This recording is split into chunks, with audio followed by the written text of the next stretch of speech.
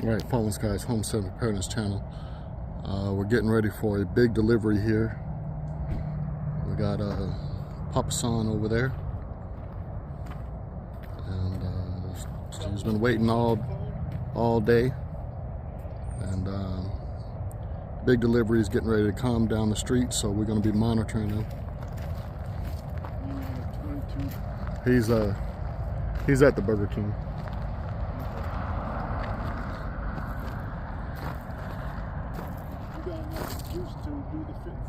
I'm filming right now. Yeah. I'm doing it right now, Dad. Yeah. So, Dad, what you think about the... Uh-oh, here we come. Y'all see that?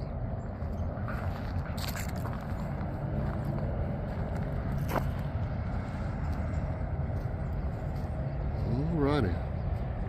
Look at that right there, y'all. Look at that right there. You know what that is?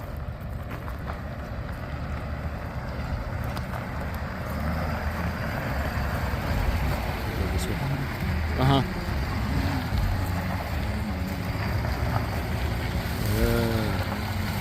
That TYM 4820. Yes, sir. Pop, just film it right there.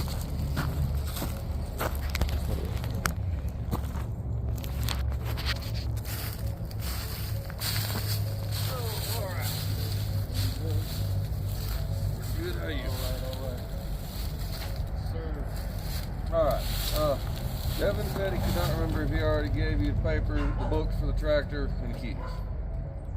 So he did send them. So we got that. Then we got these here.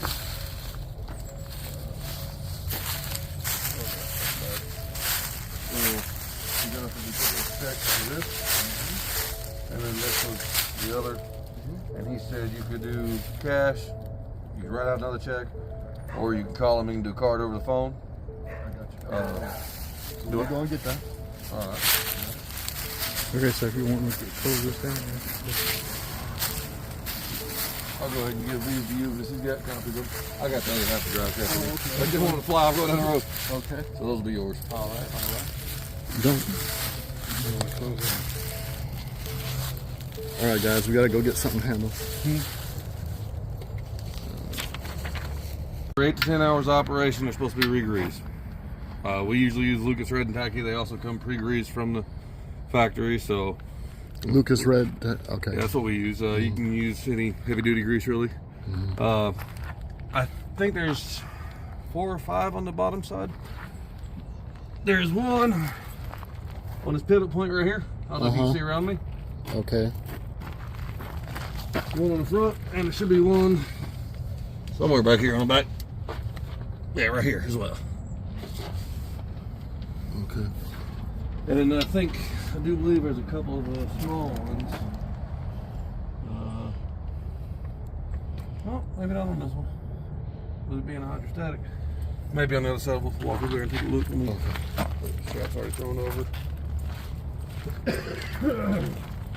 Gosh.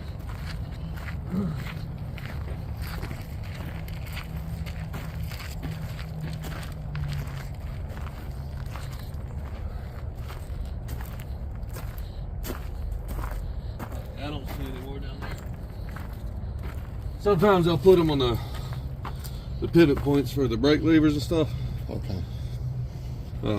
Not 100% on them. I don't operate these on a daily basis, but you do have a book for it, right? Yeah. Okay. We got the book right over here. Okay. That's what I was explaining to the gentleman over there. This is going to be instruction manual for the tractor itself. This is the owner's manual for the front end loader. Okay. And then your keys. All right. I don't know if you guys plan on, trailering it or moving it around a lot. I got myself in the habit of making sure you lock the cab doors when I have to pull a cab. Just help assure they don't come open, because I had one come open going down the road. Oh. I got lucky. I only had to buy a set of hinges. Wow. Okay. I think Oh, this is, I forgot. This is a reverse. Yeah, reverse. They open. Yeah, the door opens this way. Don't quote me on this, but I think these are about $30. I think that's about $2,000. Okay. It's a safety glass. Don't quote me on that. I'm not 100% on the pricing. I just know the doors are a whole lot more expensive than little plastic hinges. Fuel tank? Yes, sir. Okay. So, that's a pretty good height. So, your fuel tank's here. We'll walk back to the other side real quick. Okay. Now, you do have the ballast. It's going to be full up to here. Okay. And then, a little bit of air up at the top. Okay. So, if you start noticing the tires getting low on air for some reason, you need to have the valve stem at the top whenever you fill it up. Otherwise, you're going to spray ballast out in your airline or whatever. That's good to know.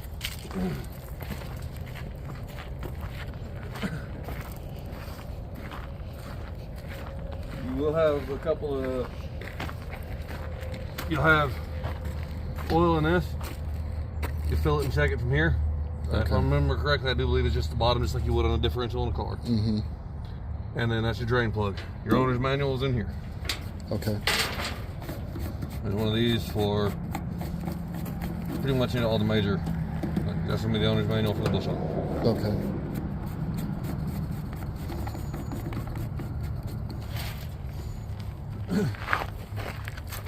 This one has a sight glass for your hydraulic fluids right here. And whenever you check it, you need to have all the hydraulics relaxed, 3-point all the way down, and forks flat, or tilted all the way back. I think there should be a tiny bubble at the very, very top. We had to duck down in there and see it last time. Okay, so what is behind the plate? You see the little red dot right there? Right there. Okay. That's sight glass. Oh, okay. Right now it is full, I do believe. Looks that way. I'm going to get a flashlight on it. We'll do that real quick in a minute. This is where you'll fill it up at. That is the hydraulic fluid for all the hydraulics. Okay. Your transmission, your rear remote, if you hook anything up there. Let's see. You got the old dipstick's kind of a pain to get to. It's right here behind this. Okay. It's one of the, daily checks. Okay. Typical thing with that. And then I do believe, fuel water separator right here. Okay. So that little red ring right there, when it starts to float up, means you're starting to get water in the diesel, in the fuel. You just unscrew that, let it drain out. Okay. Close it back up, you're good to go. All right. Your front axle, right here on the other side, you're going to have, this is going to be the dipstick and the fill point. This is just a breather valve. Okay. It takes, I do believe it's 80-90 gear oil. Okay. The book will know for sure. Okay.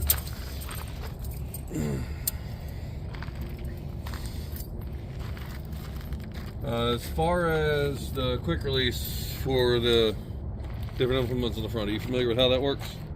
Kind of like the skid steer. Exactly like a skid steer. It's just a little more awkward because you can't really see what you're doing. Okay, yeah, I see the pull-up points right there. Pull up, then tilt forward, and it'll slide out on both sides. And then same when you're hooking it up, you just scoop into it. Okay. I find it helps to have a second set of eyes just to see where you're going, or maybe, I don't know, maybe you put a camera up here. I get so used to skid steers, I can hook those up things up like nobody's business because it's right there. It's right in front of you. You got a little bit more in the way. And then this right here, this tells you whenever that is level. So when this little notch right here is sitting down, there's a hole that it runs through right here. When it's sitting at the top of this notch, it means the bucket or forks, whichever, should be level with the ground or with the tractor. Okay. I do believe these are not adjustable on this one. Yeah, this one's not adjustable, so it's preset. Okay. When you go to open the hood, which we'll do, I'll open the hood and everything when I pull it off. You have to pull on that pin there. I'm going to pull forward on this, and then your hood releases right here. Okay. Alright, I think that's all the straps holding this down. Yeah, Those are holding that on. I'm going to get real first. Also, this right here. I don't think these are too tight. I didn't mess with these. They were fairly loose whenever I assembled this one, because I actually put the cutter together. Okay. If you notice that, like if you're going over a valley or something and you notice that the bush hog is more or less picking up the 3-point hitch instead of pivoting, because this, you can see right here how there's a gap right here. Normally it'll rest right here. It'll actually touch. This is supposed to be able to flex. It's like a built-in float, so that if you run over something that picks the back end of the bush hog up, it doesn't break things. Okay. So I try to adjust it like it should be, but I don't. From my experience, there's no scientific method. It's just kind of a see how it feels.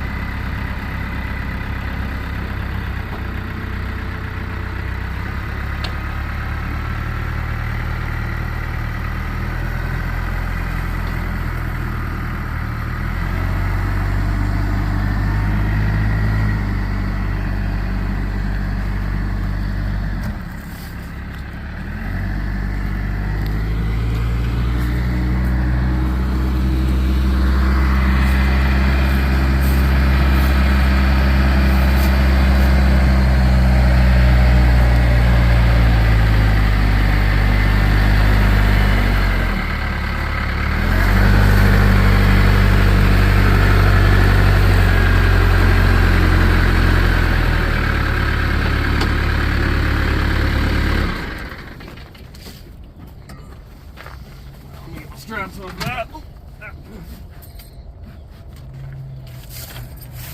Whatever, they don't make these things big people friendly. No, they don't.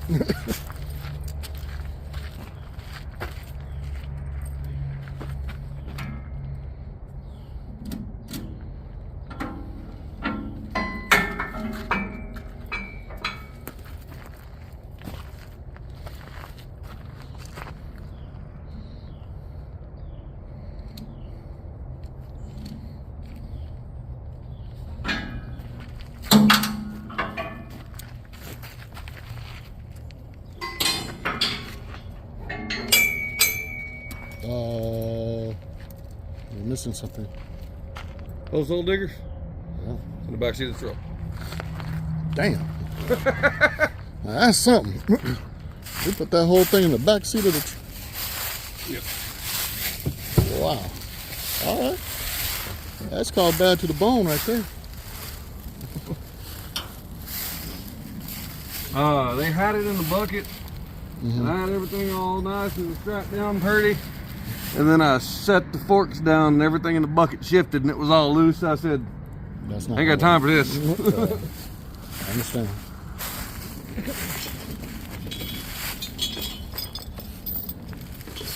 I don't need this.